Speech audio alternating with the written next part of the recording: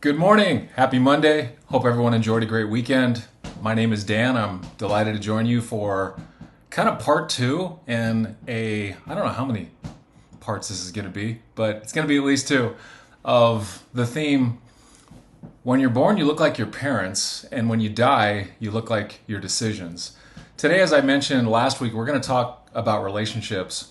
And to get us started, I want to read a brief quote from St. Francis, and it says as follows: "Remember that when you leave this earth, you can take with you nothing that you have received, only what you have given, a full heart enriched by honest service, love, sacrifice, and courage." And I want to use that quote to kind of give you a couple thoughts on relationships at work, relationships in life. I want to offer you 4 ideas and maybe even 4 questions. Question number 1, do you value people? Do you look forward to the opportunity to communicate, to hang out, to participate, to be around people? Are you someone who values others? Do they feel that from you? Because someone who values people, we experience it. There's something different about someone who values people. You can feel a relational warmth coming from them. And they usually look to add value as well. They're very helpful. They're very supportive. So number 1, I would say, be a person who values people. Always. Even annoying people. If you can show value to them, so you've won the game. Anyway, so number 1 was valuing people. Number 2 is displaying relational warmth. Always to everyone.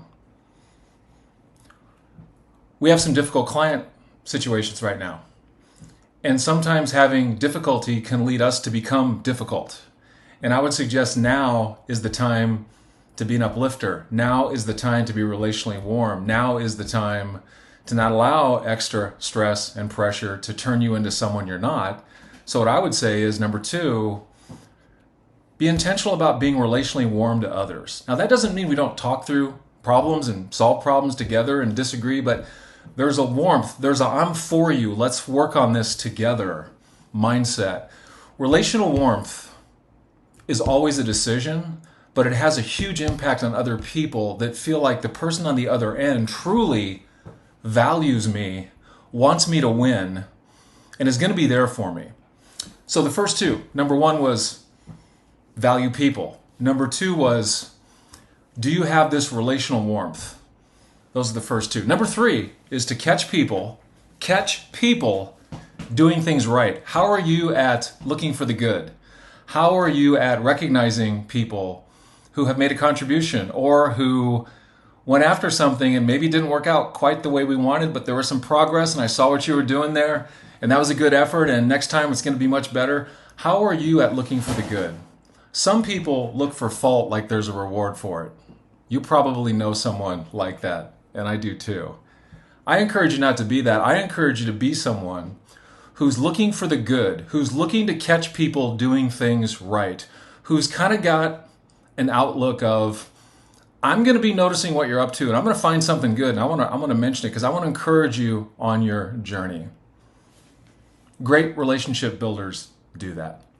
And then lastly, number 4, the 4th one I want to give you is becoming an empathic listener. And an empathic listener shuts out the world when they're communicating with someone else. They put their phone away, they put social media away, they turn the TV off, and they just talk to that other person. If they're having a meeting with someone, they shut everything else off, they don't allow distractions, they have the meeting, and then they go back to do what they were doing. But I want to encourage you to really work on your listening skills. We all know when we're not being heard, when we're not being listened to, when people don't really care. I've seen this a lot in our company where people will meet with other people and they're typing on their computer while they're talking to somebody else.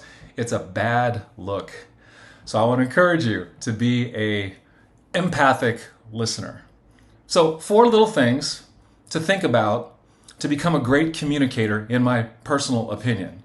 Number 1 is to value people. Do people matter to you? Number 2 is to show relational warmth to everyone you deal with, even if you don't prefer them. Kind of difficult, right? Number 3 is to look to catch people doing things right. And number 4 is to be a great listener. I was in a meeting the other day, and there were about 6 of us, and the president of the company was in the meeting too. It was a meet people kind of meeting. What's for lunch, I think they called it. We had great conversation, and toward the end of it, the president asked people if they had any questions, and someone brought up some of the questions and concerns as it relates to compensation and bonus. And there was a dialogue that took place. And then one individual happened to pipe up, who I know, who said the following. She said, "I told my people, don't talk to me about compensation and certainly don't talk to me about bonus. You people are just lucky to have a job." That is exactly what we're trying to avoid doing and being.